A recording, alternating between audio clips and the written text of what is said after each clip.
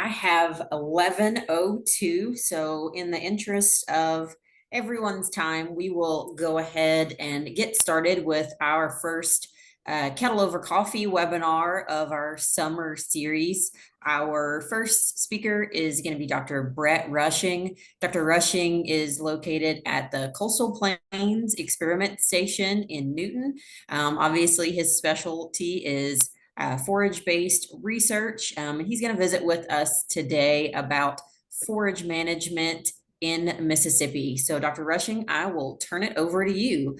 And those of y'all, just one little kind of housekeeping note. I'll have a poll at the end, an evaluation. So if y'all wouldn't mind, I'll put it up as Dr. Rushing is answering questions at the end of his talk. But if y'all wouldn't mind just taking a few minutes to fill that out. And then as well, we'll have a recording of this meeting available after it's done. So I'll turn it over to you, Dr. Rushing. All right. Thank you, Brandy. First off, y'all can hear me, right? We're good? Okay. All right. I don't think I'll ever get used to doing webinars or talking online, so I apologize in advance for any quick talking or not progressing through the slides like I should. But again, forgive me for that. And if there's anybody online that has questions, feel free to stop me or holler at me or something to get my attention, and we'll slow it down a little bit. But thank you for the opportunity, Brandy, Libby. We will be talking about forage management in Mississippi today. Let's see, let's get this. There we go. All right. So just a kind of a brief overview, and we'll kind of get into some of the nuts and bolts of forage management here in a minute. But I wanted to just kind of share these stats and just kind of highlight the grassland agriculture that we have in Mississippi. So this is the commodity rank, acreage, and farm gate value of crops and commodities produced in Mississippi. This is our Farm Bureau DAFM stats that most of you are familiar with. But if we look at acreage and farm gate value of cattle and hay production in Mississippi, we come in ranked at number 4. And unfortunately, the way the stats have it broken down is they have cattle at number 5 and hay production at number 8. But if you combine the acreages of pasture and the hay production that we have in the state, it's a little over 2 million acres, which is right there behind soybean production, with more farm gate value than cotton, corn, rice, sweet potatoes, peanuts. A lot of the traditional ag crops that most people think of being produced in Mississippi, we're ranked up there pretty close to soybeans in terms of the amount of acreage. And so it's just something to kind of keep into perspective. We produce a lot of grass. We have a lot of hay in production. We've got over 1 million acres in pasture production. So most people don't think of Mississippi as a grassland state, but we are a grass producing state. And so what are we going to talk about in this seminar? Obviously, we're going to talk a little bit about markets and environmental conditions and how pasture and hay and crop production kind of fits into how what we're observing in the markets right now. We'll talk a little bit about the cost of forage and hay. A lot of times, we don't really know how to measure forage production, how to measure hay production, and so we'll talk a little bit about how we measure those things and how we can place a price on our forage and hay. We'll talk a little bit about hay production because a majority of us in Mississippi produce a lot of hay as far as stockpile feed or reserve feed, and we'll talk a little bit about how we come up with the cost to produce that hay. And like Brandy mentioned, I am at an off-campus research facility. We have several ongoing research projects, and so if we have a little bit of time at the end, I'll kind of highlight some of those research projects, and hopefully, if we have any questions, we'll conclude with that. So just to talk a little bit about markets. So obviously, we're in a really tight supply right now. And again, I'm not an ag economist. I'm an agronomist, and so hopefully over the next couple of slides, I'll kind of bring this back home to as it relates to forage management.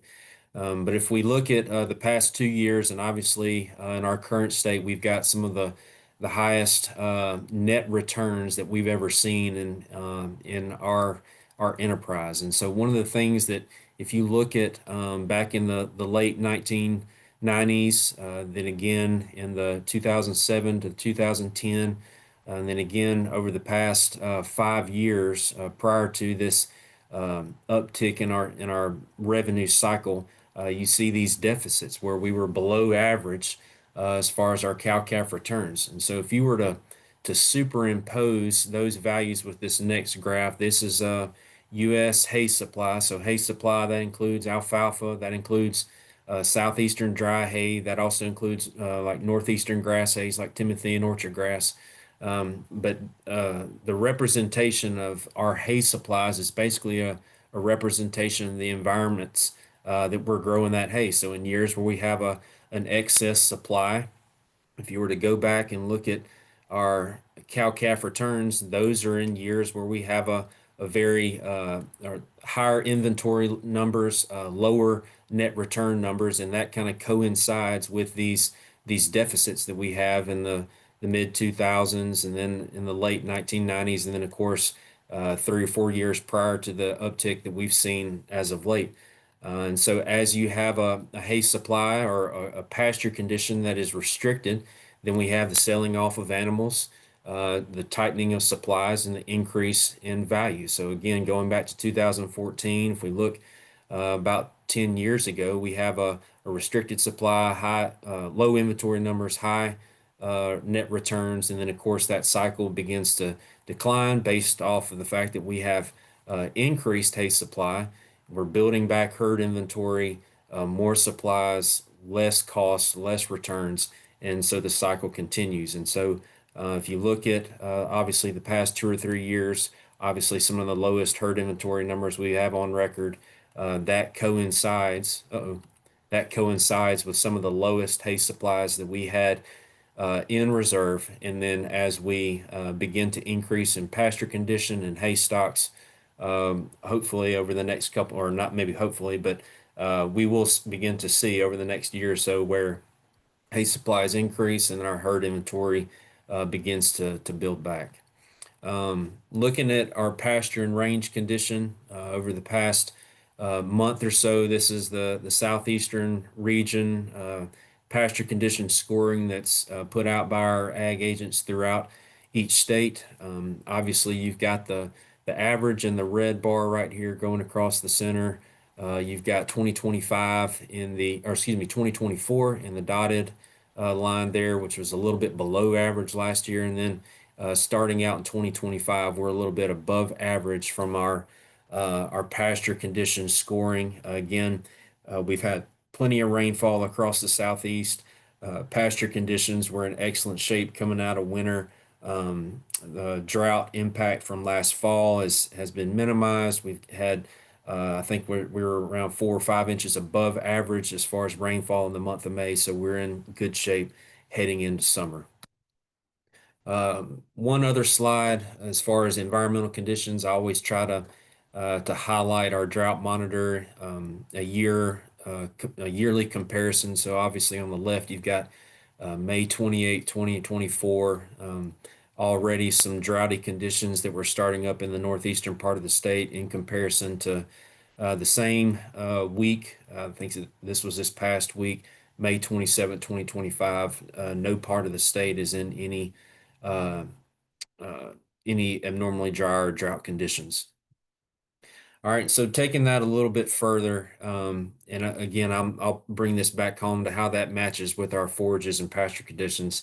So we, at all of our branch stations, we've got weather stations that have been recording temperature and rainfall for the past 75 years. And this particular chart is annual temperature departure from normal. So what that means is you've got your average right there on your x-axis, and then anything above or below that that x-axis is anything or below above or below temperature for that annual period, that yearly period. And then your blue line obviously represents trend. So over the past 10 years, we've seen abnormally high or above average temperatures over the past 10 years that was um, prior to that, about a 50-year cycle of where a majority of our temperatures were below average. And so if you add that to, and this is the annual rainfall departure from normal, again from Newton over the past 75 years, you'll see a trend of where we're getting more rainfall on an annual basis. And then again, going back to our temperature, we're a little bit warmer on an annual basis. And so over the past 10 years, we have seen an uptick in rainfall and an uptick in temperature. And so what a lot of times, we present this weather data and say, well, what does that mean from a crop production or pasture condition standpoint? And so this is where that graph kind of hits home. And so essentially what I've done is I've taken our rainfall, which is represented by your maroon bars right there, and I've kind of superimposed it's kind of our average yields from a cool season forage and warm season forage availability standpoint from a dry matter yield on your right. And so as we see our rainfall increase in the cooler parts of the year and then begins to decline during these transitional periods between April and June in the spring, our warm season forage begins to increase, matching the environmental conditions of our summer months. And then as rain begins to become more scarce, we enter into the drier times of the year, September, October, November. That's when we enter into that transitional period of going out of those warm season grasses into our cool season species. And that's those two transitional periods out of our cool into our warm season and out of our warm into our cool season. Those are where we oftentimes begin feeding hay or having to extend hay feeding in those months to provide nutrition for animals as our forage base is transitioning during those times. And so, anytime that we can extend grazing during these transitional periods to reduce supplementation, um, reduce our dependency upon hay, therein lies where we begin to save money in terms of our feeding costs by extending grazing and reducing our dependency on other sources of nutrients. All right, so let's transition a little bit into costs and how much forage or nutrition costs us in our feeding programs. So this graph is from Economic Research Service. Past 25 years of cow-calf production costs and returns averaged across the southeastern U.S. And so each of these lines represents operating costs. So you've got your dotted line right here. That's your gross value of production. So anytime that we're selling animals, that represents those values in that dotted line. Again, going back to 2020 or 2014, 2024, very high values that we're receiving from our animals. And then you've got those costs broken down as it pertains to what we would spend money on the farm. So your long dash line right here represents your operating costs from a total standpoint. So anytime you can subtract those operating costs from the net value of production, you've got or your total value, you've got a, uh, a opportunity for positive net returns. And then you've got your solid maroon light here line representing operating costs as it relates to feed. And so about 71% of the costs that are associated with our expenses revolve around anything that we're actually providing for the animal. That includes fertilizer, herbicide, insecticide that may be going into a hay crop or into a pasture setting.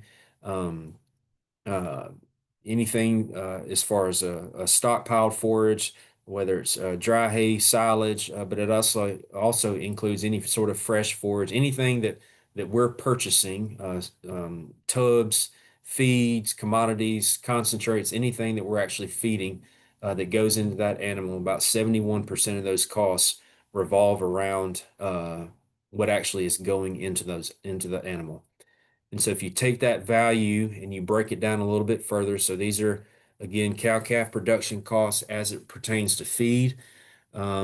You've got those broken down in the different types of feed. So your homegrown harvested feed, that is the most expensive source of nutrients that we can provide for our animals. So that's silage, dry hay, high moisture hay, anything that we're harvesting, storing, and then utilizing in a deferred time. You've got your dotted line right here that represents purchase feed. So anything out of a commodity or or bulk sack or a feed sack, anything that has a concentrated source of nutrients that we're having to supplement those animals with to be able to increase body condition score or meet production goals.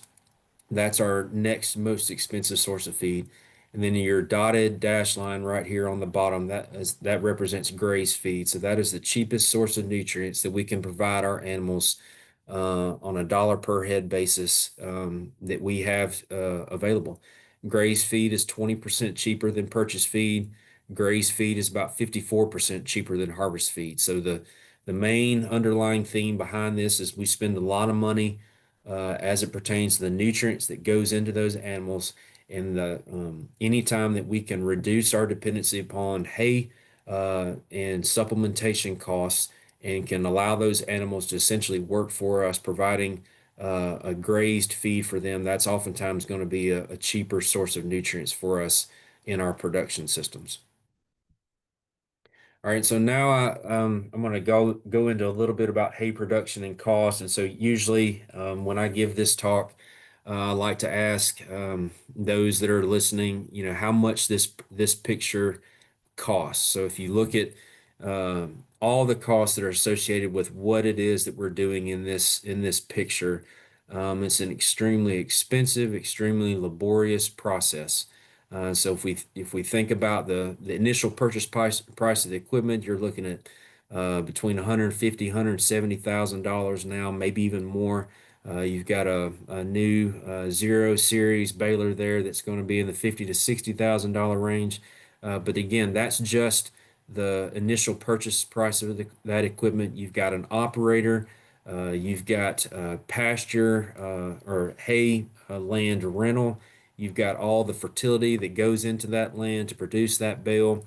You've got net rep, you've got fuel, you've got labor, you've got herbicide, insecticide costs. And so just trying to get people to recognize how much that 4x5 bale that comes out of that baler, how much of each of those inputs is comprised in that bale. And then when we're rolling across the field and we're spending all this time and money and effort into producing that 4x5 bale, is what we're actually producing worth us actually producing that bale? And so how do we come up with the cost for that bale? Where are our specific input costs that are related to that bale?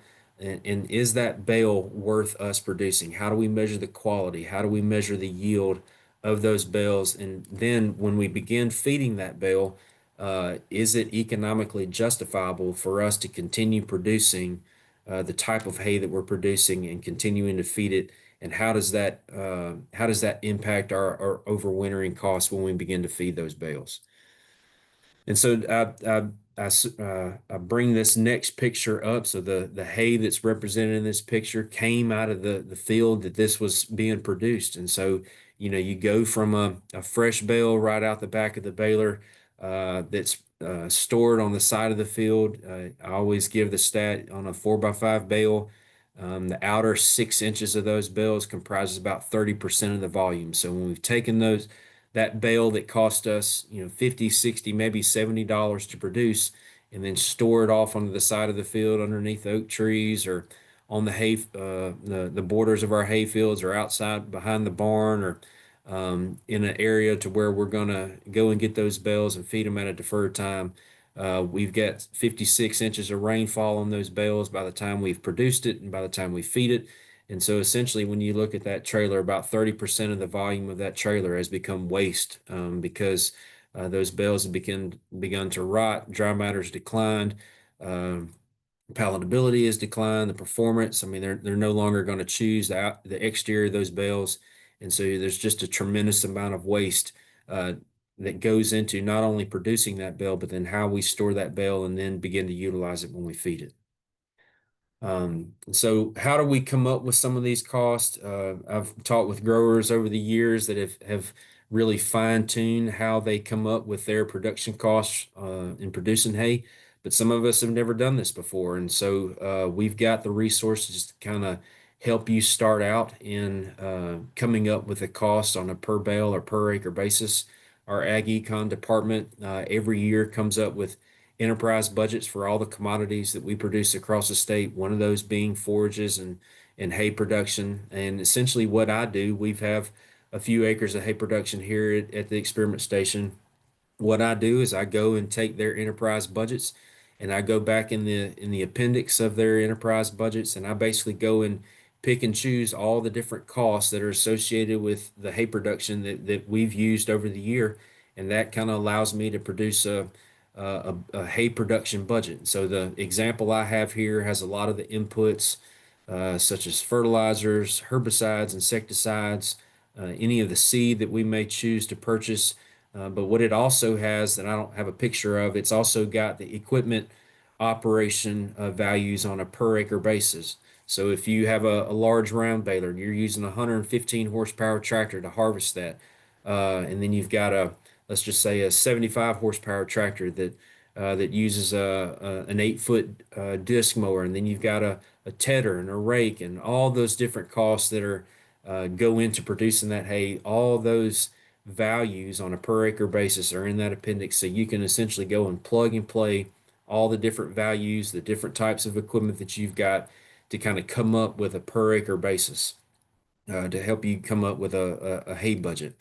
And so this is an example of what we spent last year. This is 2024.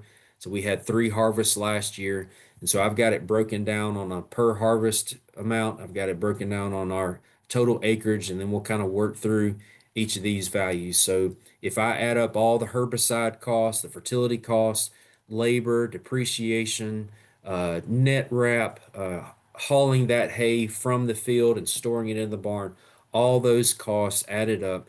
It's even got off-road fuel, herbicide, insecticide, everything that I spend on a dollar per acre amount comes out to be about $190 per acre. So we have about 35 acres of summer Bermuda grass. So you multiply that times 35 and then times those 3 harvests, you're looking at about $20,000 was spent on hay production in the year of 2024. All right. And so the next value you've got is dry matter yield. So what I do, and we'll kind of get into this here in a bit, prior to my hay harvest, I'll actually go out and clip samples in all of our production fields to kind of based on a known area. And by clipping those samples, drying those down, that allows me to calculate a dry matter yield per acre.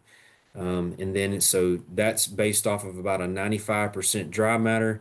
If I were to divide that by tonnage and cumulative yield, that's about 7 tons of dry matter produced per year. I mean, obviously, we're not harvesting at 95% dry matter. We're typically harvesting between 12 and 15% moisture. So if you add that moisture back into those bales, you're looking at about 10 tons of dry matter, or excuse me, 10 tons of hay, 12% moisture produced per acre per year off of those 3 cuttings. So if you break that down on a per cost basis, that's about $78 per ton. In the Southeast, we don't measure or sell hay based off the ton. And so what I do is we go and weigh bales about once a year. So our typical 4x5 bale comes out to be about 1,000 pounds per bale. Breaking that down on that cost, you're looking at about $40 per bale just in cost. So this is not any profit. This is just on cost, about $40 per bale. And then what I'll actually do is I take hay samples where I'll then analyze those for all my nutritive value, forage quality analysis, and we'll get into that here in a bit.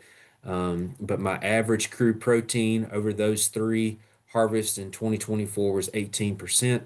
And then my average TDN over those 3 cuttings was about 51%. And we'll kind of talk a little bit about how that matters from a hay feeding standpoint here in just a bit. And I don't see any questions. Again, I assume if anybody has one, y'all can stop me, Brandy or Libby. But usually this is where I start asking folks in the crowd if, is that a good value for crude protein? Is that a good value for TDN? And so what impacts or what nutrient requirements are needed from the animals that we're actually feeding that to?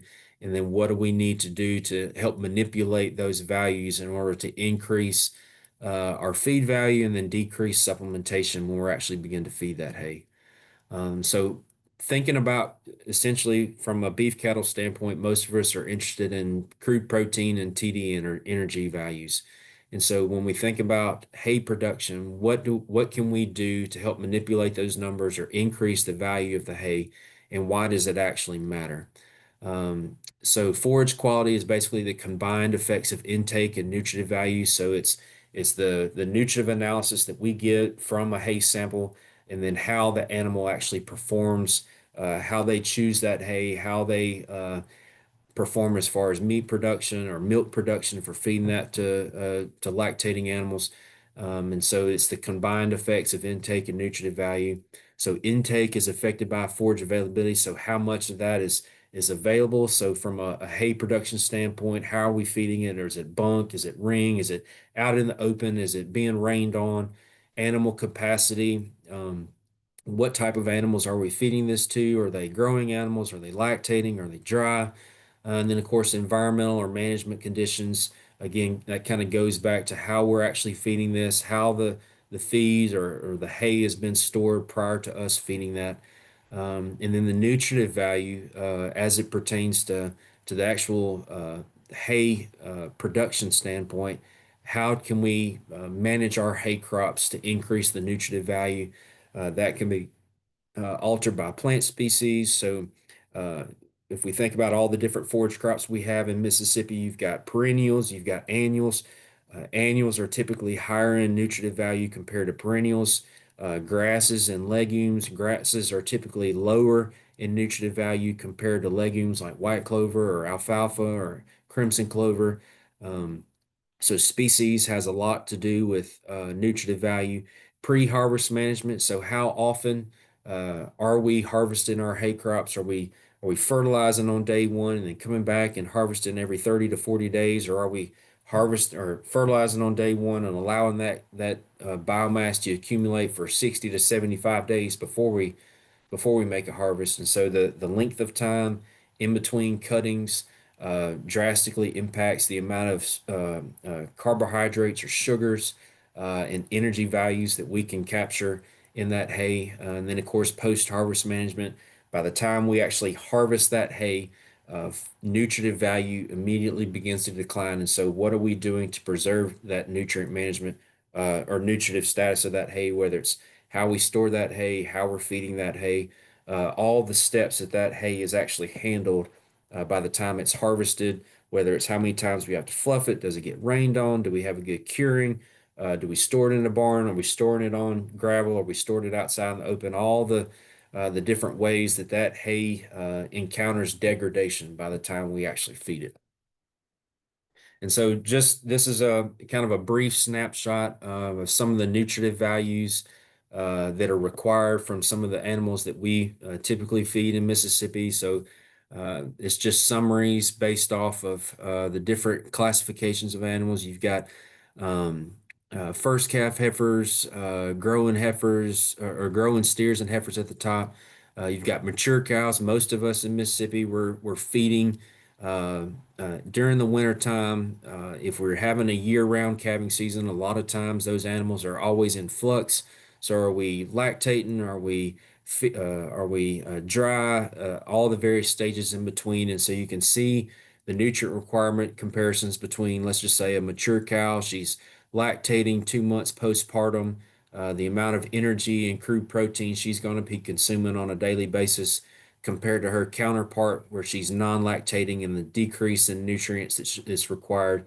And so that's kind of a pitch for having a timed calving season, because when we begin to feed our hays, when we begin to supplement and matching nutrient requirements with the sources of feed that we have, are we maximizing the qualities of hay in supplementation with kind of similar requirements from a herd standpoint?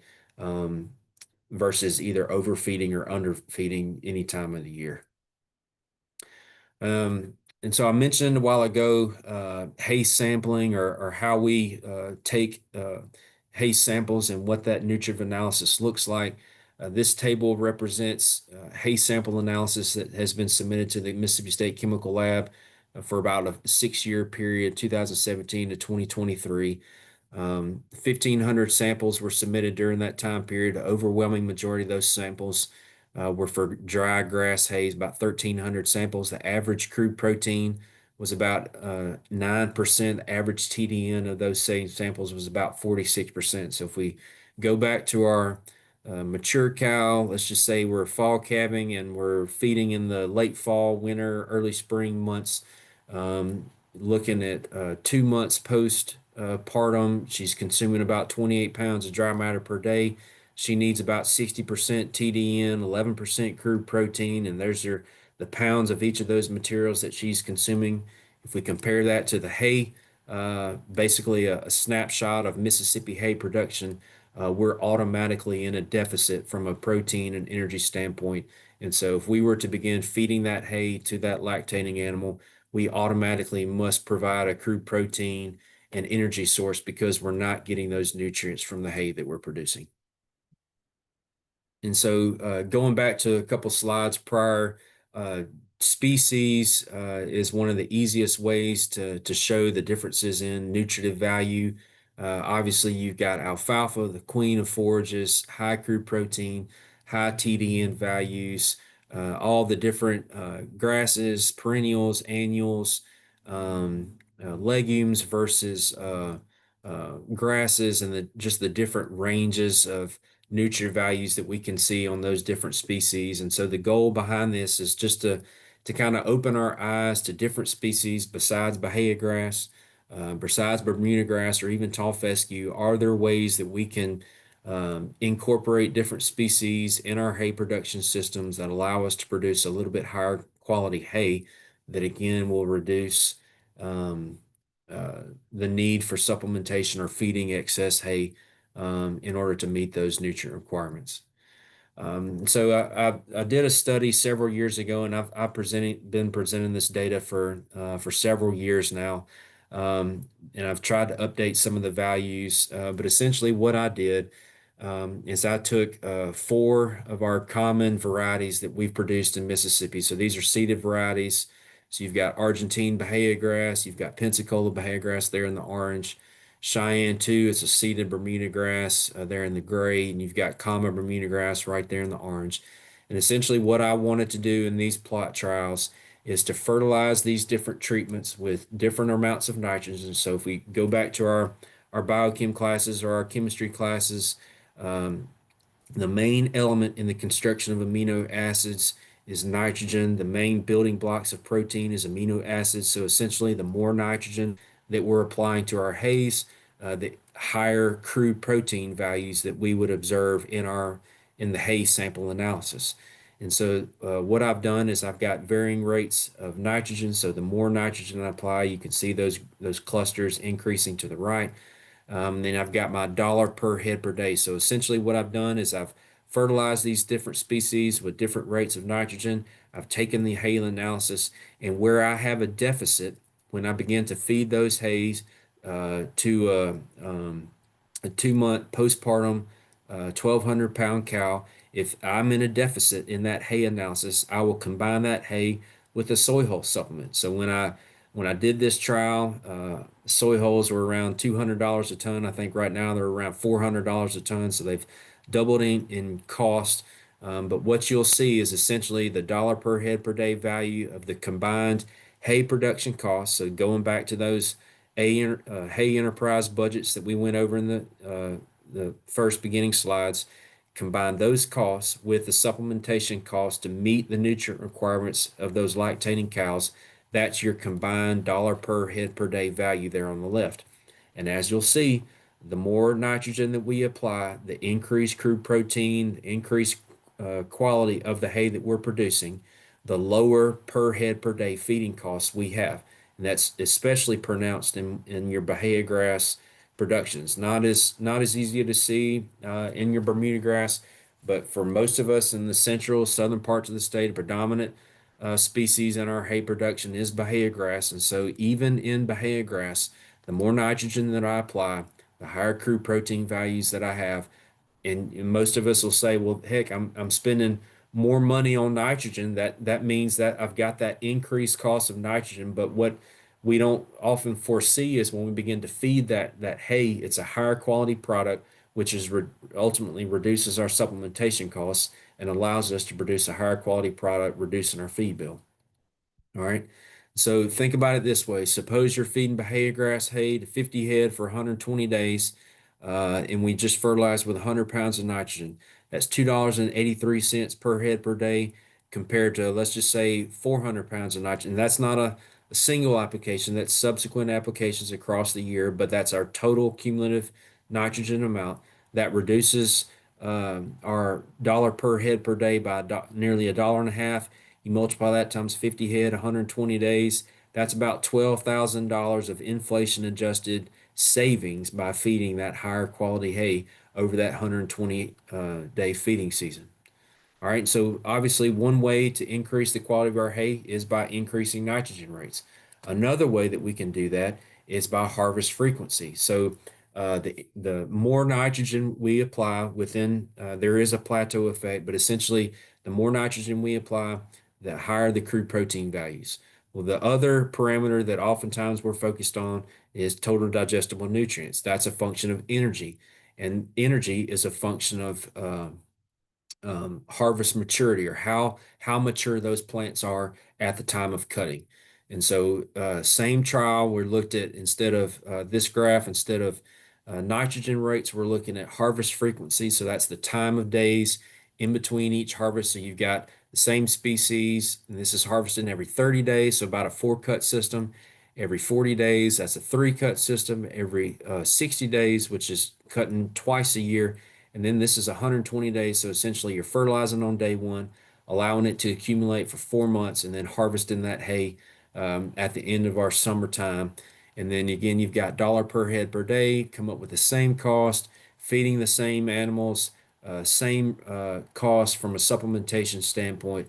And what you'll see, again, more pronounced in Bahia grass, a little less pronounced in Bermuda grass, is the more frequently we harvest that hay, the higher in energy values that we get from that hay, which ultimately reduces our feeding costs on a dollar per head basis. And there's some, I can combine these two graphs. There's some nitrogen by harvest frequency interactions, but essentially the two trends you'll see is the more nitrogen that we apply and the more frequently we harvest our hay, the higher in quality hay that we produce, which ultimately reduces our feed costs. That's the bottom line. All right, so think about it this way. So for every 10 days of delay in harvest, you can expect an additional 14 cents per head per day in feeding costs. So if you harvest every 30 days, that's $1.71 per head per day, compared to just fertilizing and harvesting one time a year, 120-day harvest, that's $2.42. So the difference is 71 cents times 50 head times 120 days. That's about $6,000 in savings based off that 120-day feeding period by producing a higher quality hay. How are we looking on time, Brandy? How much longer you want to?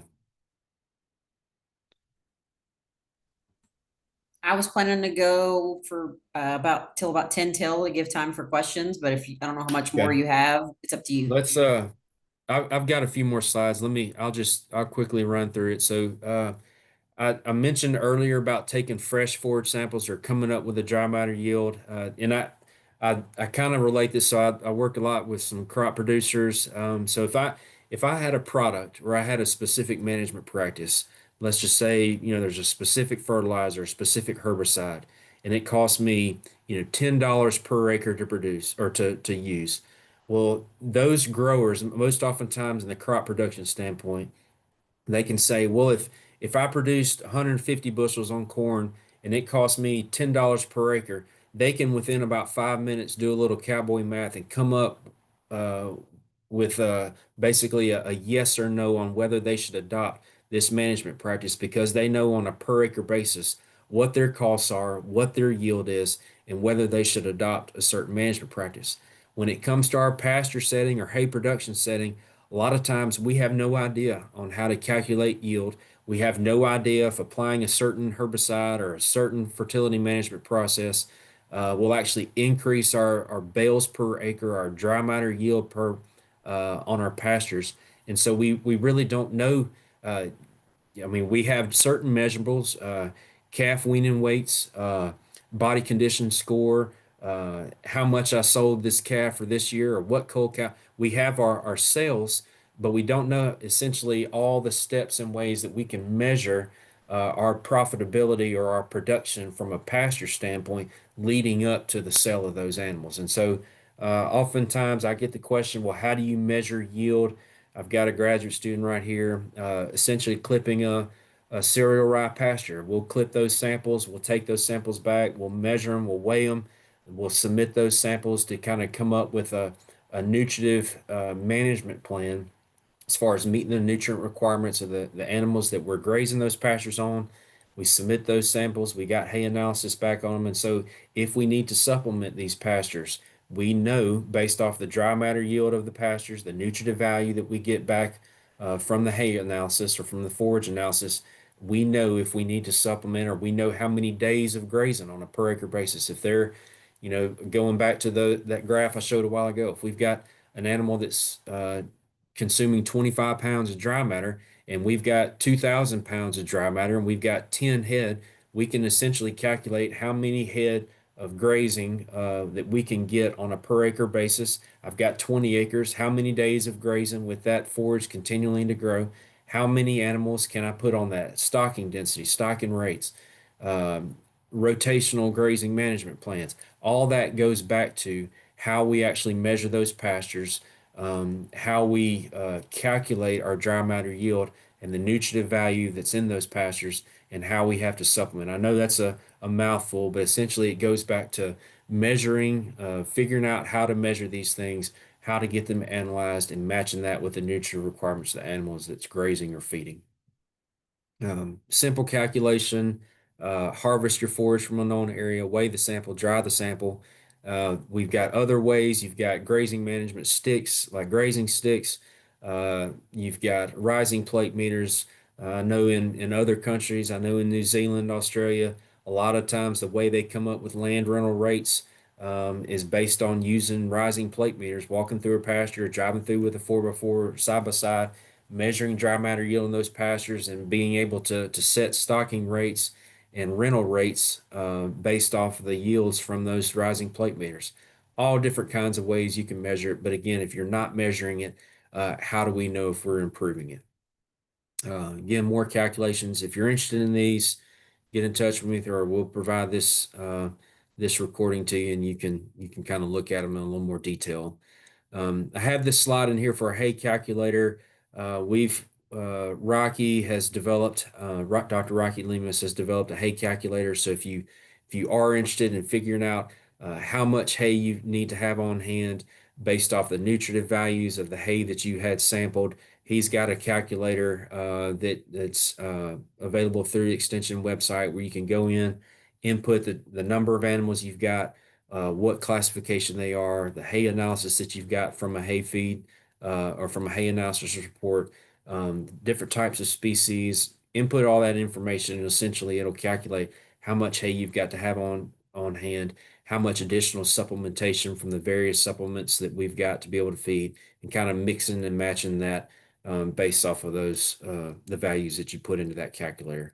I won't go into that, but that's what this slide is for. Oftentimes I get a question on what happens when it rains.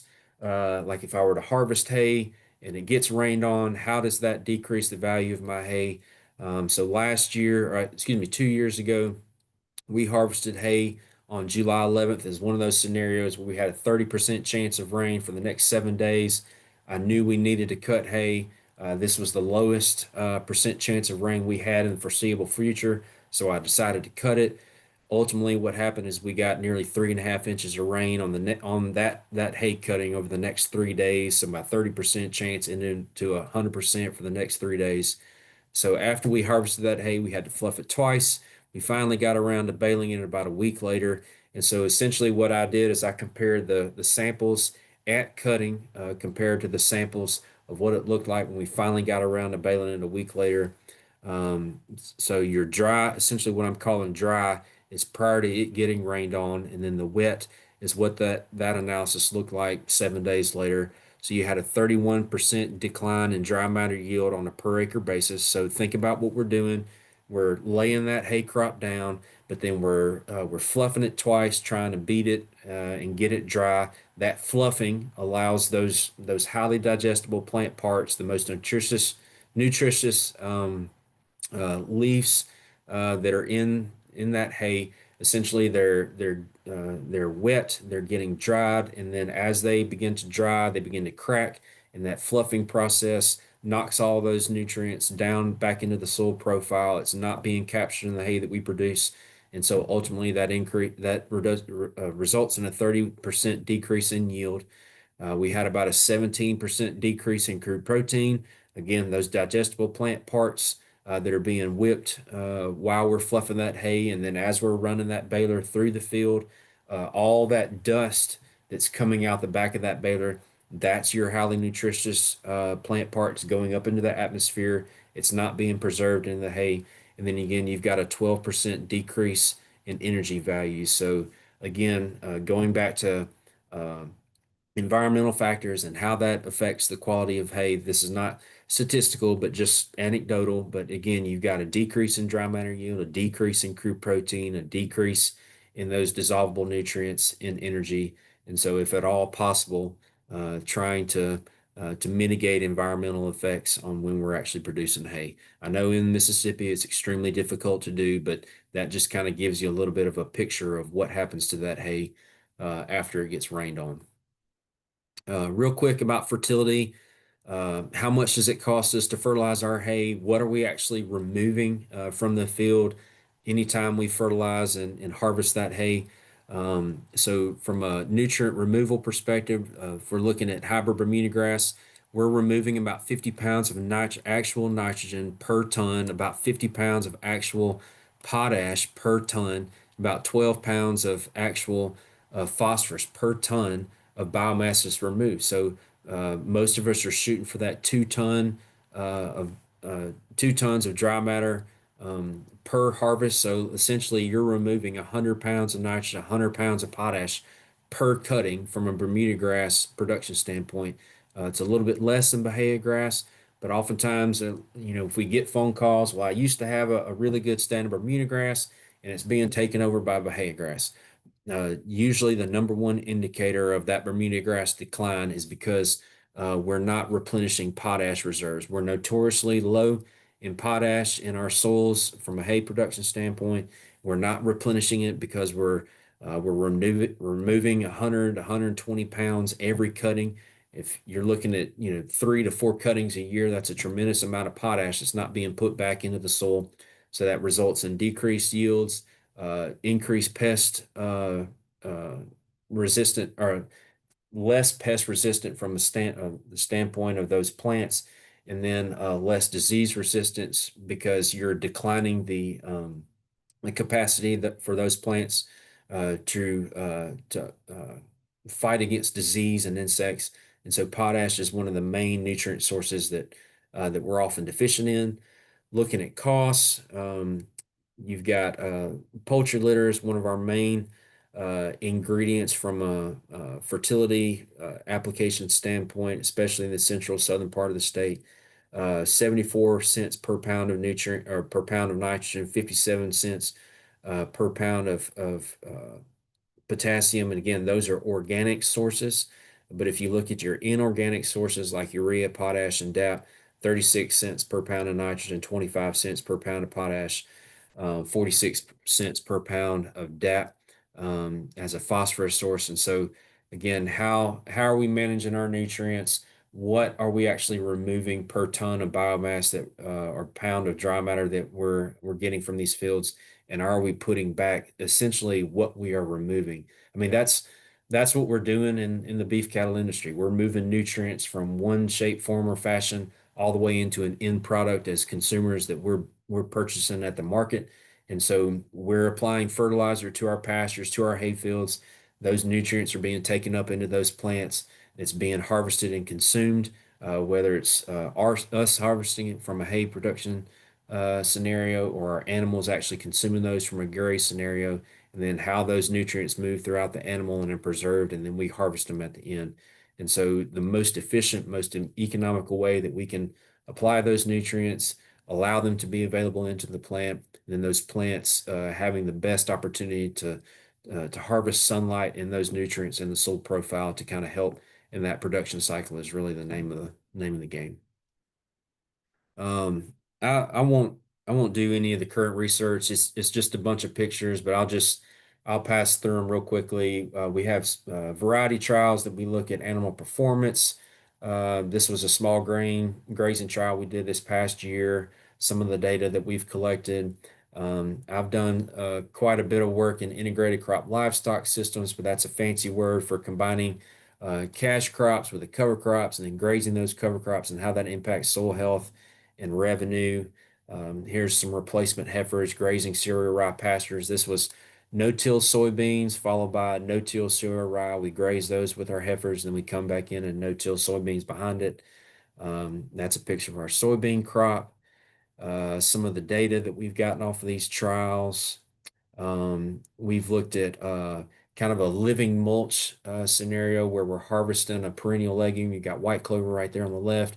You've got alfalfa there on the right. We harvest the clover, the alfalfa for baleage, then we come back in and no-till a corn to harvest either a silage or for a grain crop using the nitrogen produced from the clover to kind of help with that subsequent corn crop. That's what it looks like in the summertime. And again, in the fall, you've got that volunteer corn coming back after corn harvest, and then that perennial clover providing a highly nutritious forage there in the fall months. We conduct variety trials with all the different forage species. Annual ryegrass is one of our main ones. Again, other grazing trials looking at different species, stocking rates, stocking density. Alfalfa, pretty picture of alfalfa being grown in Smith County, being produced as a hay crop. Um, Silage production, we've got silage variety trials looking at corn silage varieties. That's actually a pearl millet right there in the middle, about 10 to 12 foot tall. We've got forage sorghums, we've got sorghum Sudan grasses, but looking at how those crops grow in the east central part of the state. Then this is our integrated crop livestock picture. This is I-20 right here on headed eastbound. And so if you're ever between the Meridian or headed between Meridian and Jackson, if you look off kind of the south side of Interstate I-20 next to the VA cemetery, you can see some of our integrated crop livestock work right there off the side of the interstate. But with that, I'll finish up. Sorry for getting in a hurry there at the end. But I guess now if you have any questions, we got a few minutes. Yep, I think there was a lot of really good info in there. And I may ask if you don't mind, there was a lot, I thought, good charts in there. I think some of our participants would probably appreciate maybe a copy of your slides or just a Yeah. copy of those charts. We could email out to them in addition to sharing this as well. And I just launched the poll. So while y'all are thinking of questions, if you wouldn't mind, go through. It's just I think 6 or 7 questions about things. If y'all wouldn't mind, go through and answer those when you have a minute. And then if you have questions for Dr. Rushing, if you would, you can either put them in the chat box and we can read them from there, or feel free. We're pretty informal. If you want to unmute yourself and ask a specific question, that would be great also. Libby, do you have anything you want to add? I had a quick question for Dr. Rushing. I thought the examples of those enterprise budgets were extremely helpful. It can be really hard to come up with how much to charge, and it's a lot of information to keep up with. Like you mentioned, all the costs that go into production. Where did you say that producers can kind of find these examples to plug in their information? Yeah, so if you just type in Forage Enterprise Budget just in a Google search, the first thing that'll pop up is the Ag Econs website, or you can go to the Ag Econs website, and I think they have a little tab that says what we do. If you click on that, there's an enterprise budget for every commodity produced in Mississippi. So whether it's sweet potatoes, rice, cotton, or forages, there's a budget in there that every year they go through. I think forages is every other year. Um, Or no, I think it is every year now. It used to be every 5 years, but they've with the volatility of prices, I think they're doing it every year. But you can get those are always a year behind. So like if you see, 2025 enterprise budget, that's based off of statewide averages for cost for the 2024 calendar year. And so, when I said 2024 costs, that was based off of 2023 prices. And so they're always a year behind, but they're, based, I think, they call suppliers, co-ops, equipment dealers throughout the state and kind of get break-even prices and average costs for all the different inputs, and they make those available in different types of scenarios, whether it's Bermuda grass or Bahia grass, or again like what I use, you just go in the appendix and pick out those values and just kind of plug and play as you see fit. Awesome. Thank you.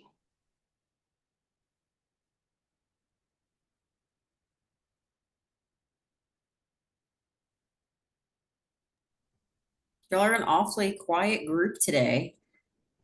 Those of y'all that are on, if you have any questions, Dr. Rushing is a good resource. He's got his number and his email there also. If you think of something that after the fact, I know there's a lot of information that you're maybe still digesting a lot of kind of going through. So if you think of something after the fact, feel free to shoot him an email, or if you've got my contact, I'll be glad to pass anything along to him.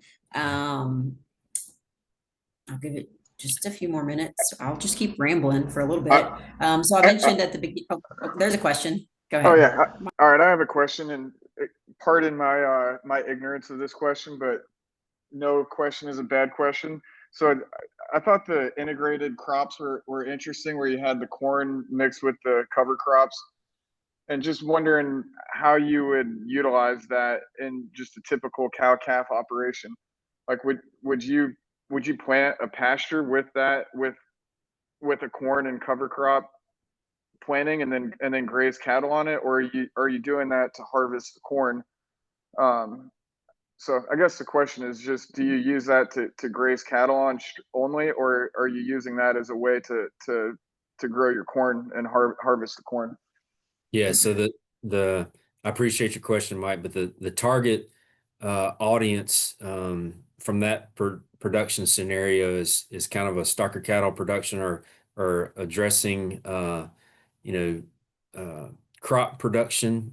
Oftentimes their ground is laid fallow, but there's been over the past 10 or 15 years a tremendous push in planting cover crops. But from us in the cattle industry, that's basically a cool season forage. And so being able to provide a different revenue stream. So you're producing the commodity, so you're harvesting that commodity, whether it's soybeans or corn or cotton, whatever the commodity is, you're growing that crop, and then you're planting a cover crop following that harvest. And so you're only going to be utilizing an animal on that cover crop acreage during those cooler months when that ground is no longer in crop production. So from a cow calf scenario, essentially, I mean, there's all different kind of ways you can address that, but obviously from a stocker cattle perspective, if you were interested in renting ground and wanted to buy some stocker calves and be able to place those animals on a cool season pasture to reduce feed costs, working with a crop grower to be able to combine those enterprises, or if you're just wanting to have to offset your feed costs from an overwintering perspective on a cow calf enterprise, you can put those animals on a grazed cover crop or a cover crop row crop setting and allow them to graze instead of having to feed them hay over the winter. But we're not grazing the commodity. We're grazing just the cover crop, and the commodity is being produced for harvest. Got it. That makes sense. Thank you. Yeah, appreciate the question. Yeah.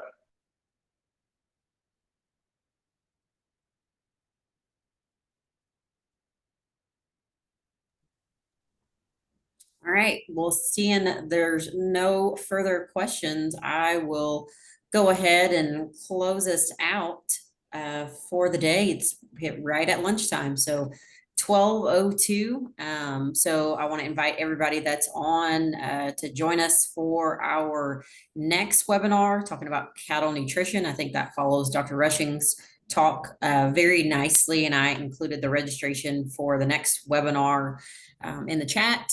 The recording of this one will be shared by Friday, hopefully. We can get it edited and uploaded on our YouTube page, and we will share